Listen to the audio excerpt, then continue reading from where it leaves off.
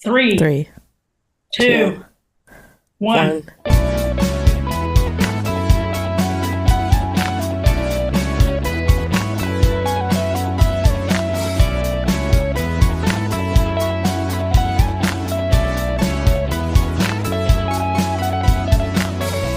Welcome back to another episode of Shit That Goes On in Our Heads.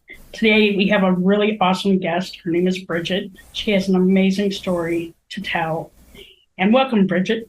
Welcome, Bridget. Thank you very much. I'm really glad to be here. How was your day?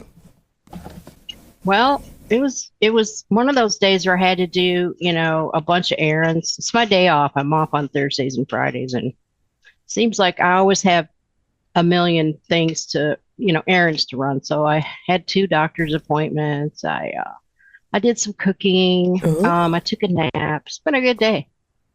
Did you make anything yummy and tasty you want to share? Well, I liked TikTok. Okay. So I had to get off of all the political stuff. So now I'm on recipes and comedians and art.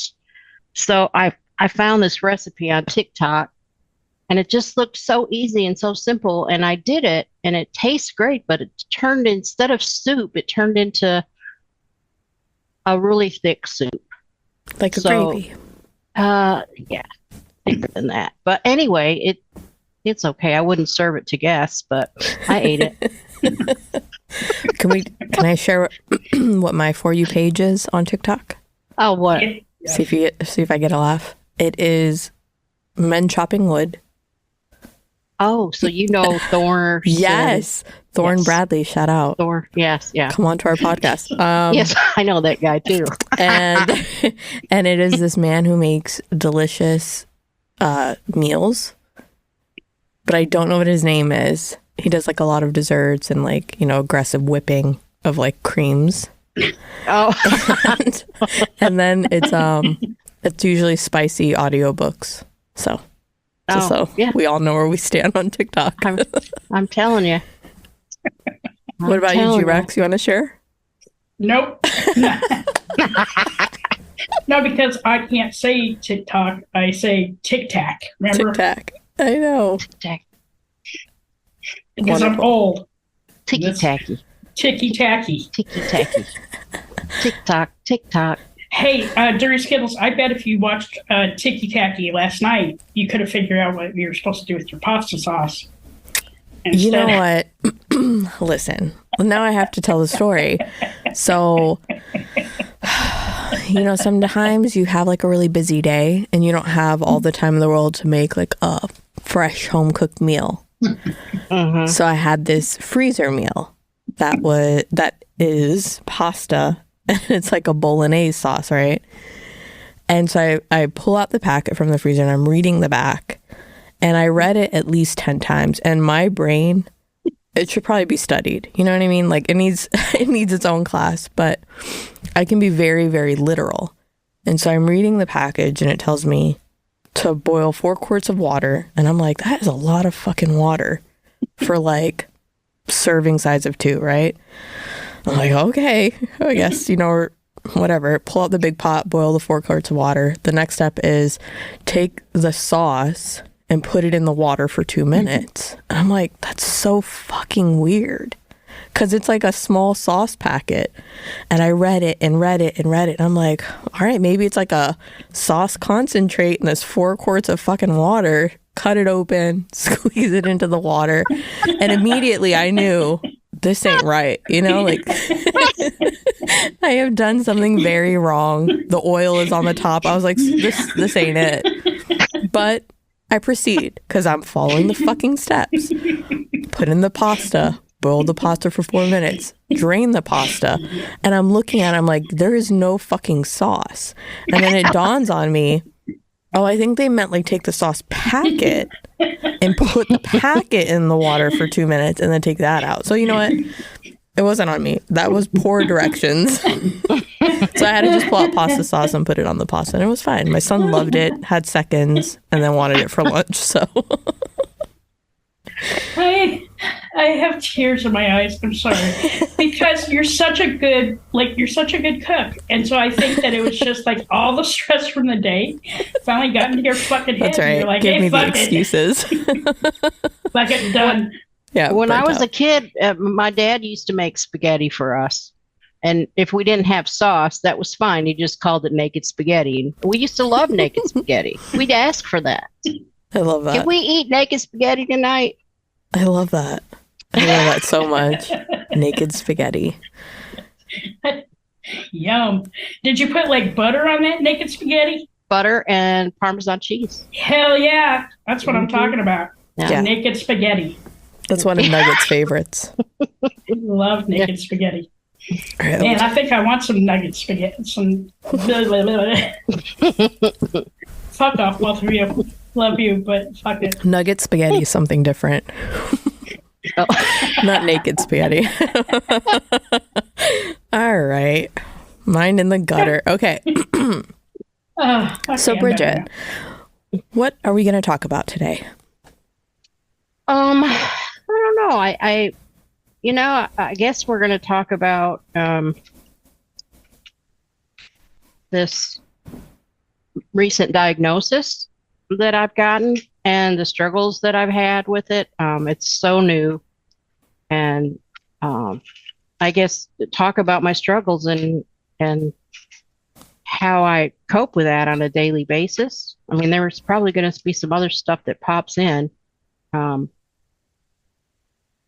As I think about the stage of life that I'm in and how I've been making plans and how this has just thrown a big old wrench into my plans. And so, for those that are listening, what is the recent diagnosis you've received? I recently diagnosed with Parkinson's disease. Mhm. And how has that impacted your life? Well, right, you go through those stages of grief, right? And so I'm right now fluctuating between grief and anger. I haven't gotten even close to the acceptance part. I don't even know what the 5 stages are. I know that the first two are the two that I'm working on real hard. Yeah. So the immediate thing that I started to do is educating myself. I had to, I'm a learner, I'm a lifelong learner, and I had to learn everything that I could find out about this because if I understood it, it would be easier to manage because, I want to control and manage this and make sure everything's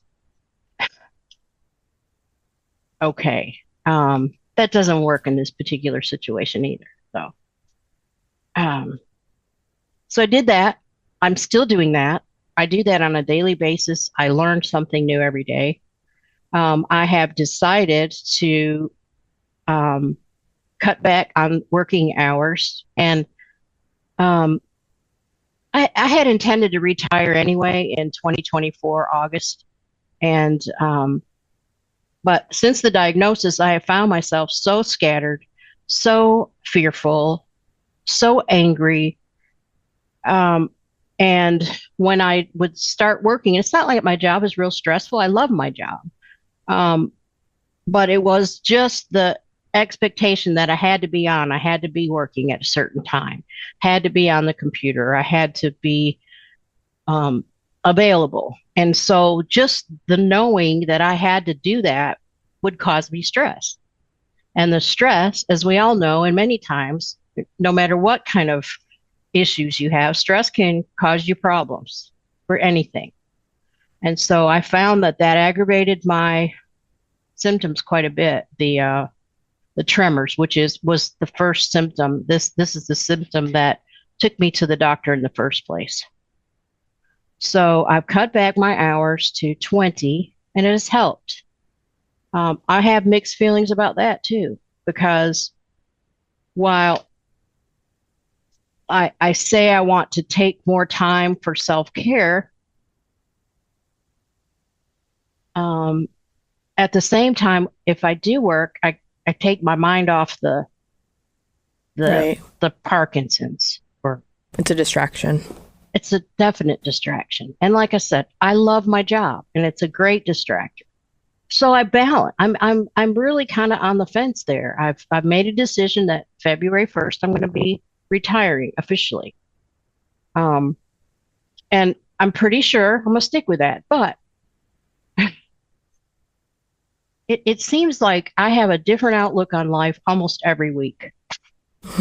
Sometimes it's every day I look at the world a little differently. And for somebody who's, I hate to say controlling, but controlling, like I've got, this is the plan and this is going to how it's working out and blah, blah, blah, blah, blah. And for someone like me to be in this, I don't even know how to describe it. Just Uncertainty. uncertainty, just confusion, um, fear. Do you feel like you're a little pissed off at the world right now? Yeah, yeah, yeah. This is not what I had planned for the rest of my life. I had this so rosy plan. I moved into this 55 plus neighborhood uh, 5 years ago. It'll be 5 years in January. And part of the reason I did that is I'm single. I live alone. I have a tendency to isolate. I was living in this big house, more space than I needed as a single person, and sitting up there on the hill and didn't talk to anybody. Didn't know any of my neighbors. The one neighbor I did know was nice enough, but she talked too much for me. So I would hide when I went outside. I would kind of hide. That's If me. I saw her out there, I wouldn't go out. So that's kind of the person I am. I just want to isolate, be by myself. And um, I have this wonderful family. And my brother-in-law kept telling me, you need to do something different. That's not a good place for you to be. And he talked me into taking a look at some of these 55 plus communities. And it just so happened there was one right near me where I lived. And I decided to take the jump. I wasn't sure I could afford it. I mean, this place is like living on a resort. Um, but I took the leap of faith and turned out it's the best choice I ever made for me. And I'm constantly around people if I want to be. If I don't want to be, I close my door and don't answer it. Um, there's activities here. The women that I've met in this neighborhood, single women, very much like me, some a little older, um, we just hold each other up, take care of each other. Just, I don't know what I would do without these women here. And I think I got off track here, but what was I saying? I don't even know what I was talking about. No, you didn't get off track. I mean, No. you're working through it. Yeah, so I'm grateful I have these people here, and that's the other thing. This neighborhood is going to be great for me. Oh, that was my plan, my retirement plan, right? I have all these things to do here. I'm never going to be bored. I'm not going to be alone if I don't want to be. I feel safe in my neighborhood. Um, um, I have no family here in Nashville, but I still feel like this is home to me. So that was it. I was going to retire in August, and I was going to get more involved in the activities. I was going to find something that I could do volunteer work and art because I love to paint, and I just wanted more time to do that. So that was the plan, and then got all the money, lined up as the best I could. This is what it's going to do. I'm going to do. I'm just going to make it happen. And you know how we get scared of that anyway. We get scared of that retirement. What am I going to do? I got Social Security, right? Well, for now. So just kind of had the old plan down and I just when that doctor actually the way that it really happened was about 7 years ago, I had this tremor and I didn't even notice it. Other people noticed it, told me to go to see this doctor. So I go see the doctor. He said, "Yeah, I see it. I think it's probably essential tremor. And it's a common thing. People, as they get older, have this tremor. It's benign. It doesn't, um, it's not a big deal. Some people have it really bad, and there's treatments for that. But he said, that's about all. That's what it is. So I just accepted that and went about my business. And then last fall, about this time last fall, maybe even before that, I was at the pool. It had to be earlier than this. And one of my lady friends says, lady friends, man, you can tell I'm old, right?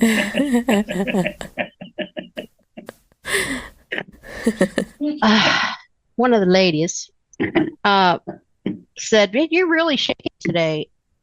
And I said, "Oh, am I?" She said, "Yeah, I couldn't even hold my phone. I was trying to take a photo and I couldn't hold my phone." But, I guess I didn't realize it because I shook most of the time. And she said, "I'm even noticing your head shaking," which was concerning to me. And so the three of them, there was four of us that were hanging out at the time. Three of them had just kept picking. Call the doctor, call the doctor, call the doctor, and so I said, okay, I'll go call the doctor. So I called the doctor. He did an examination. Is the same doctor I went to 7 years ago. And he said, "Oh, I see. It's a little bit worse than it was. Parkinson's disease, there's no definitive test for it. They have to make a clinical, they do these little, tap your fingers together, touch your nose and all this stuff. And they have you walk and all these kinds of things." And he did all that. And then he said, "I'm going to have you go for this test." And I said, "Well, what is the test?" He said, "It's called a DAT scan. And it's no big deal. It's the easy test. No big deal. Little Chinese guy, just so sweet. No big deal." And he held my hands right before I left the office. He goes, "This is going to help me rule out Parkinson's." He said, "I don't think you have Parkinson's, but I just want to rule it out." So, like, okay. So then, a couple weeks later, I was trying to get it scheduled and it was hard to get it scheduled. And I said, "I'm not going to do it. I mean, I know it's not Parkinson's. It's a $750 test. I didn't meet my deductible yet. I'd have to pay for this. I'm going to have this test and it's going to say nothing." So, and then ladies, no, you're going to have the test. I'm like, well, I just hate to spend that money and to come back. I'm pretty sure it's, no big deal. "Bridget, have the test. Just put your mind at ease." Okay, we're going to have the test. So I go have the test, and it's really not a big deal. They make you drink this stuff that's apparently lights up your brain and some kind of radioactive type stuff. I don't even know. I mean, I sound really stupid. I haven't really educated myself in that. But anyway, so go have the test. And then it was like weeks, a month before I could see my doctor again. And the ladies, "Would you find out about your test results?" I said, "No, not yet." I said, "And I don't get to see the doctor until July." This was in May. "I can't believe that. Can't you call the doctor and get in earlier?" I said, "No, you can't just get in to see a neurologist whenever you feel like it. I'm on, I've got an appointment." And they just kept on and saying, "Well, there's got to be a way you can find out what the results of that test were." And I said, "Well," she said, where was it?" I said, "It was at Vanderbilt." "Oh, yeah, you can get on their patient portal there and get anything there, and you'll be able to get your results." I'm like, I don't want to do that. I shouldn't do that, right? I should wait to see the doctor. No, go, do it. These people are naggy. But I love them. So of course I log into the patient portal And test results, they short and sweet. The low, something about the level of dopamine. There's a reduced level of dopamine that is indicative of Parkinson's disease. And it can be one of these other two things as well. So while it didn't confirm Parkinson's, it confirmed was I had a loss of the dopamine, which is what causes the Parkinson's in the first place. So I see this, and it's like 8, 9 o'clock at night, and I see this online, and I'm like, oh my God, So I send it to my friend who's a nurse. And of course, she's on Google checking all these other diseases out. Yeah. Because that's how we all cure ourselves. Yeah. Really? And with Google. So I said, I was glad I didn't have the other two. Well, I don't know, I didn't know at the time, but I feel like I'm going all over the place. No, you're fine. So You're fine. So I had to sweat it out from the end of May until the 12th of July. Wow. Before I could get in to see the doctor. I did call his nurse to see if there was any way I could at least just talk to him before I went in, because I found out this information. Because I was hoping if I could talk to him, he could talk me off the ledge, because at that point I didn't know what was going on. Yeah.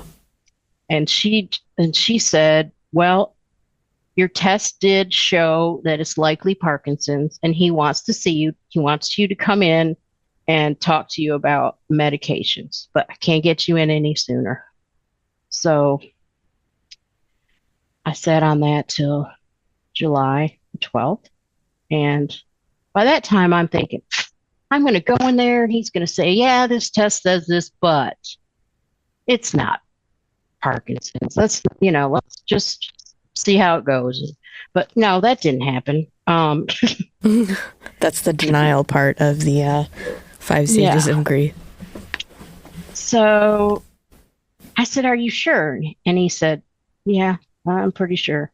So he put me on the medicine. And the medicine is supposed to stimulate the dopamine in your brain. So I started taking that. I had another follow-up appointment with him just last month. And of course, I'm getting ready to go in there and I'm thinking, I'm going to ask him again. It's probably a mistake. So go in there and he asked me how I'm doing, and I tell him. And I said, okay, so tell me, let's say I did have the DAT scan. What part of that little exam that you did with me makes you think that I really have Parkinson's? I said, what made you think that? What made you even decide that I should go for the DAT scan? I said, because I'm not seeing some of the symptoms I'm reading about online. I don't have this. I don't have that. I don't have the other. Well, the thing about Parkinson's is they say if you see one Parkinson's patient, you've seen one Parkinson's patient, because everybody is different, which is why they're having trouble finding a cure, right? Mm-hmm. But anyway, back to him. And he said, well, you have stiffness, and he was showing me something on my wrist. And, I guess if you live with certain things after you don't know you have it. So there are things that I was exhibiting to him that he would let him to think that. So I walk out of that office thinking, okay, all right, so let's work on this acceptance again. Well, then I got mad. Yeah. So I stayed in the anger for a couple of weeks. Now I'm back and it's a mistake. So So can I just tell you what the 5 stages of grief are? Yes. Denial, anger, bargaining, depression, and acceptance. So I think you have the first 4 down packed. That whole acceptance part, that's not coming. No, not yet. And so Vanderbilt here in Nashville has a center of excellence for Parkinson's. That's great. And they have all kinds of programs, special programs there, and they have these movement disorder specialists. They're neurologists with advanced training in movement disorders. I called them in May after I got my test result, and the soonest I could get in to see the movement disorder specialist was May of 2024. Wow. So I made an appointment. So now the latest thing on my mind is I'm going to go there in May. Yeah. And I'm going to talk to a real specialist, and they're going to say, this has been a mistake. So, it's insanity. No, It is. I mean, it's something, like you said, you prepare for almost everything. This is something that you probably would have never prepared for. So now you're a million years. Yeah, you're bargaining. You're trying to get there. You know what I mean? And here's all the fears that I have. Okay, so I live alone. That's a biggie right there. I mean, I've met a lot of people, and most of the people that I meet have their care partners, husbands and wives, right? I don't have that. Things could happen. They might not, but things could happen, which makes it I will not be able to take care of myself and live independently. Yeah. That's a really big fear for me. I have one child, a son. I would never expect to burden him with taking care of me. Yeah. And what do I do?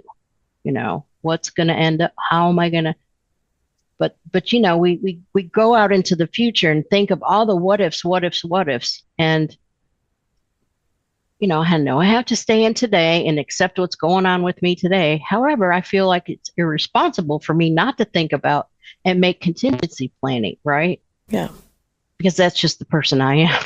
Right. I gotta make sure preparing. If this happens, I'm going to do this. If this happens, I'm going to do that. And my mom has been in a nursing home for 2 years, and that has been really a struggle for all of us because she has early stages of dementia. And a lot of times you'll talk to her and there's nothing wrong with it. You don't think there's anything wrong with her. And I pay her bills, so I know how much it's costing us every month. It's $12,000 a month for nursing home care. That's wild. Wow. Yeah. So then I look at my money, the retirement that I set aside for myself, which will make me, not rich, but comfortable, right? And oh God, now if I have to go to a nursing home, how long is that going to last? And then am I going to go on Medicaid? And then I'm going to it's just this crazy cycle. So I know what I need to do. I need to do some things for myself, right? Yeah. T-Rex, Yes. You're going to tell me, you're going to ask me, what am I doing for self-care? I'm not doing a damn thing. Well, Yeah. aren't you doing like water aerobics like a couple of times a week? 3 times a week. That's self-care.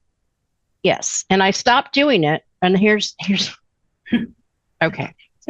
So I think I mentioned this to you before. I'm not an exerciser. I hate exercise. I don't like to sweat. I don't like to be out of breath. That's me. I mean, it's just inconvenient. So I like the water aerobics because while I still get a good aerobic workout, I don't sweat. And if I do, who cares? I'm in the water. Mm-hmm. And so I don't look at that like exercise. But what has happened since, like, I was doing it 3 times a week. Well, now that the pool is closed, the outside pool, we've moved it to inside. And we don't have a teacher. We have these tapes that we listen to, and we do this routine. Well, the sound system that they have inside that pool, it's horrible. I have a thing with my hearing anyway. there's a lot of noise going on in backgrounds, and I get real anxious. And that day that I was there, I couldn't hear. I could hear the music on the CD or whatever it was, but I couldn't hear the guy talking and telling us what to do. Half of it I had memorized, so that was not a big deal, but it was the background noise that by the time I left that class, I was on the edge. I had more anxiety when I left there than I did when I got there. So I can't do that. So while it's going to be inside, I'm not going to be able to do it. So a couple days, what I did was I went down there in the afternoon and I jogged up and down the pool. I guess we were there for about an hour. I can do that. So I'm going to have to kind of figure out a new pattern, new schedule of doing that on my own. And we put in a brand new gym at the clubhouse. They put all new equipment in there. Tomorrow I'm going up there. They're going to show us how to use the machines. And they were supposed to get this piece of equipment that was supposedly good for Parkinson's patient. I don't know what it is, but I'm going to go tomorrow and check that out. That's good. So I'm going to try that too. So I really have to work on the exercise because I've been told the exercise is oftentimes even better than the medicine they give you. It's more effective. And the more exercise you do, the better. The better. I mean, it doesn't make anything go away. It doesn't change the what the disease does to you. It just makes you more fit and more, I don't want to say. So can I tell you that they actually have like waterproof, like for swimming earbuds? Well, where I can hear the person, but not the. You'll be able to hear everything. I'll send you some information on this. My brother's a big swimmer, so he has earbuds that he swims with, and he swims Lake Michigan. But I think that there's a way that you'll be able to connect to the system so you can hear him in your ears. Everybody else will be able to hear it, but you'll be able to hear it also. In the earbuds. If it's Bluetooth, though, it has to be Bluetooth, right? Yeah, probably. I'm going to look into that because I think that the swimming is good for you. I know, and I loved it. Because it clears your head. Yeah, I loved it. So I'm going to figure something out. Because when I was doing it, I did feel better. Yeah. I wonder if this is one of those things where you'll have to I don't want to say get through, like you compared it to the 5 stages of grief.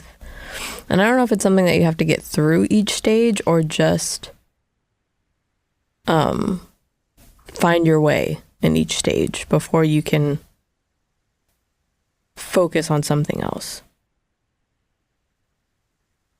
Yeah. Find peace, I guess. Find peace in each stage I'm in and acceptance of that. I'm in this stage and it's okay for me to be in this stage instead of fighting it.